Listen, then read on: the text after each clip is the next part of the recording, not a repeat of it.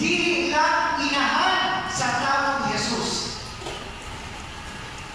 Pero tungod ka si Jesus, nga tao, Ginoo pod, maunang si Maria, inahan pod sa Ginoo.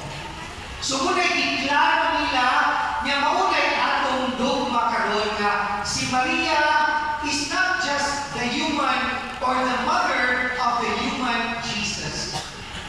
Mary is also the mother of God.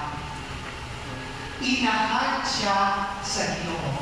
Now, karon nga misugod ka sa bagong tuig, atong gitugyan atong kaugalingon sa mahal nga inahan.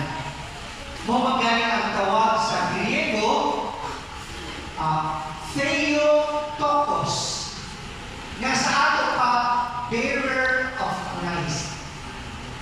Siya mo'y kadala ni Kristo, pagpahinumdum ka nato, nga sa atong pagbuyo sa adlaw-adlaw na kinabuhi, miampit ta sa pagkainahan ng Maria.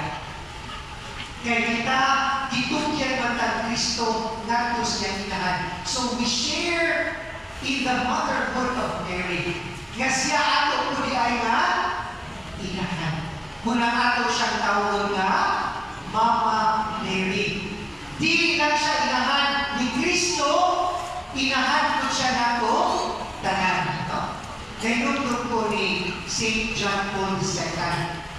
In 1929, wala pa siya 9 anyos, pagpaulit niya silang balay, ang iyang papa, no? I went to this home niya, nakapagyapon ang kwarto, nga asa gahiga